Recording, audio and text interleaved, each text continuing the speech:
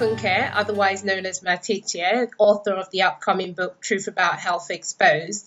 Now, for many of you watching, you probably know that Truth About Health Exposed isn't just about a book. It's a bit of a project that involves engaging you in different ways. And one of the ways by which we're looking to engage you is by video.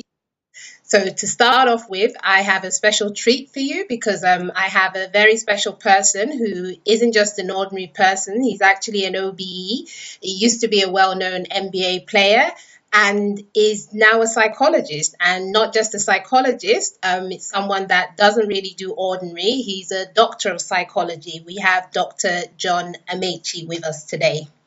And he's going to very kindly, he's agreed to talk to us about mindset and how it relates to health.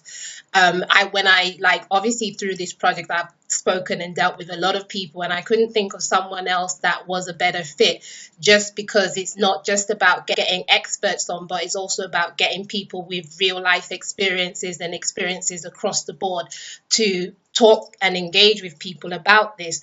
So just to start off with, I just wondered, what's going on with you right now? I mean, do you just do the Amaechi performance, which we'll talk about in a bit, and psychology, or do you still have a passion for basketball? Do you still put your hands in there, or? I'm still involved in basketball, but only in that I'm an NBA ambassador. So I go around Europe and Africa doing events with the NBA. As part of what we call our NBA Cares program. So we go to across to Africa to deliver camps and clinics and an education program, and to just give them a connection with the elite end of basketball, and to show them that despite our privilege, our great privilege of being professional basketball players, we haven't forgotten, for many of us, where we came from. Do you enjoy doing that? Yeah, I do. I love it. I think, I'm less interested in watching basketball nowadays. I'm less interested I certainly don't participate in basketball anymore. So I'm not interested in that aspect, but I'm interested in what you can do with basketball. I think it's amazing. I was in Vilnius the other day, and I thought it was remarkable that a bunch of 8- and 9-year-olds who weren't even alive when I was playing basketball could be impacted by my presence. That when I talked, they listened attentively. When I spoke in a language that wasn't even their first language, they listened attentively. It shows you the impact that you can have through sport. But for me, that's the way that it's powerful at this stage. That's what you enjoy about it, using it as a tool to make a difference, kind of thing. Exactly right. And you're also an author yourself. You wrote Man in the Middle, and I think you're doing an update, so I'm sure you understand some of what I'm going through at the moment. What led you to go down the author route? I mean, I can understand psychology, obviously, reading and studying, but to actually write, do you enjoy writing as well? I do an awful lot of writing. I mean, one of the things about the social sciences that involves an awful lot of writing. Every client I see requires a report. Every organization I study requires immense documentation. So it's a natural part of the job. In terms of the book, that's a mixture of both. In that it was a lot about my philosophy as a human being, what I believe helped me sustain and be resilient and perform in the end as an athlete and as hopefully as a person. But also, it's not that uncommon for athletes to produce autobiographies. It's a pretty standard thing. So it marked the end of a previous chapter for me. 2007 is when the book came out, and it marked the end of my playing days and the beginning of a new chapter. Okay, that kind of leads me nicely into my next question I was going to ask. Now, I know I've asked you before, and obviously I've dealt with you and some other people in your team a little bit in terms of Amaechi performance. what it's about. But one of the things that I was curious about, and I'm sure people watching or listening to this will also be curious about, is how did you arrive at that? Because when I stumbled upon it, and it literally was a case of I stumbled upon it when I was going through the preliminary stages of the project, and it seems like a bit of a unique concept to me, and that's kind of what got my attention. And I just wondered how you arrived at the idea, a little bit of the story behind it. I mean, I know it can seem unusual, partly because I used to play sport, and people don't imagine people who play sports will do pretty much anything that engages the brain cognitively. Whereas for me, this is always my plan, to have a company where I delivered my services, psychological and strategic services, in partnership with some really key people, the staff and partners that we work with. So for me, it's natural extension. So you started thinking about it when you were still playing? Oh, I started thinking about it when I was 7. I mean, it's not a new thought. It was always planned to be a psychologist, and this is how I'm manifesting that. Okay, fine. Okay, I got you. So now, looking at you, and a lot of people looking at you from the outside in will probably classify you as a success. I don't know how you perceive yourself, but normally people like you are normally looking to the next thing rather than looking at where they are now. But a lot of people looking from the outside in will see you as a success. Now, do you think your success, because like obviously being a successful basketball player, now going on to psychology and going to the top of the rank, do you think it's a lot of your success is down to luck in terms of having the right opportunities, being in the right place at the right time? Or do you think it has a lot to do with your mindset? Well, I mean, I think most people's success will have something to do with luck at some stage. But I just think that luck is an unknown quantity. The one thing that is certainly true is that no truly successful person relies on luck. They will embrace it if it comes along. If they're having dinner one time and the person sat next to them introduces themselves and ends up being a big client down the road, if you're looking for a job and you're walking down the street and you notice somebody drop their wallet and you hand it over to them and they end up being the person you're going for an interview with. These things are great to take advantage of, and everybody should, but people who rely on luck are people who are not willing often to do the mundane work that it requires to really be successful. Mindset is key in that. Not every day is my mindset as strong as I would like it to be, as focused, as purposeful, but on average, my mindset is like a laser to challenges.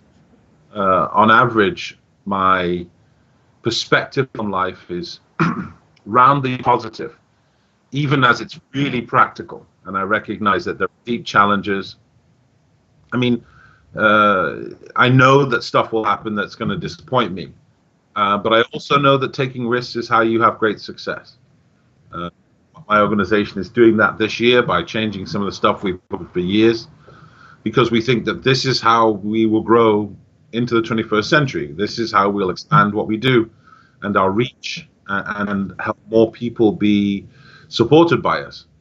And it's a risk, but it's what you do if you want to be a great success. Yeah, so you got to have the right mindset. You can't really rely on luck. Luck, I guess, will only get you so far, but it kind of helps to have a bit of good luck as well. And the thing is, I mean, I just think luck is one of those things. There is 0 point in even considering it, right? It's either it will happen or it won't happen, but by definition, it's luck. So you have no control over it. If you have control over it, it's not luck. If you have put yourself in a position to be at the right restaurants with the right people, if you've made sure that you've had eye contact and shook the hand of people every opportunity, if you remember everyone's name that you meet in a networking environment, and then these people come back to you because the next time you meet them, you still remember them, and that has an impact on them, that's not luck. You've created that with your mindset. You've decided that focusing on people is important. If you mean pure luck, just people out there just need to forget it. Either it will happen or it won't happen. But if it happens, it'll only augment the work that you're doing. If you're doing zero work, you suddenly have this hot contact, a new job offering, but you haven't been doing the work in the background, they still can't hire you.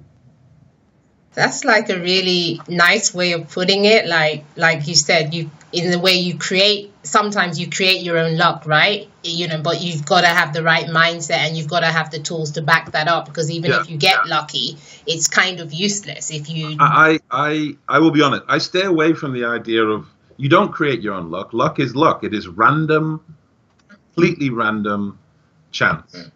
What you do create is an idea that if a good circumstance happens to you, I mean, think of all the young people who, they are charming and affable, they're great networkers, and people really respond to them, and then somebody will talk to them about, why don't you come on my course, because you're the kind of person who could really benefit and I'd love to work with you, and here's this great opportunity, because they're affable and charming and all this stuff. And this seems like the perfect luck situation. And then the moment you get any deeper than that, you realize, well, I don't really bother with my schoolwork. I don't really bother to apply myself at work. So I can't get the recommendation that I need to actually join this course. So it doesn't matter how much luck you get in that regard. You need to do the work first. Otherwise, it's meaningless. So that kind of goes into like the main thing, the main part of the interview is that, based on what you say, like there's a lot of people that fall short on their goals. And I know you're someone that probably knows all about achieving goals, setting goals and achieving. And I guess I just wonder, and I wonder what you thought, is that a lot of people struggle to maintain a healthy lifestyle and achieve health-related goals, even like the basics. It's like a lot of people have this mindset that they perceive health as like a mountain to climb. So a lot of people, what I've found sort of over the years, is that a lot of people kind of put it to the background and say, you know what, I kind of feel okay within myself. You know, I've had patients say to me, I know you're saying this to me, but I actually feel okay. And it's like, well, actually, no, you're dying. This is where you're going to end up if you don't do what we're saying you should do. Why do you think that is? Like, do you think it's just a mindset thing, or do you think it's a lack of understanding, or... Curious to know from a psychologist's point of view, because sometimes it's like you deal with people and you're practical and you explain things, but you know, we don't, oftentimes I feel a lot of people don't really have access to speak to a psychologist, and also just a normal regular person. And I'm just curious to know what your perspective on that is. I mean, human beings are evolutionarily wired to do the easy thing. We are wired to waste as little energy as possible, or to exert as little energy as possible. Because back in the day,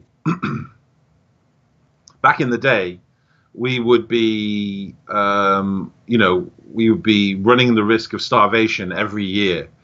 We'd be running the risk of not having enough food every year. So any ounce of energy we burn might kill us in the end. It might mean we don't have enough fat to survive the winter. Now, our circumstances have changed, but that notion in our brain is still there, that why would I do more when I can do less? And so we do fight that. The other part is that for many people, their health-related goals don't have a picture to them, an image, a future history that is compelling enough. There are many people who are trying to lose weight, and what the mistake they make is to look online and see a bunch of size 7s and 6s and 5s and 4s. And the two mistakes they make are to, one, think that being skinny is the same as being healthy. And the second thing they do is to imagine that their body must look like, to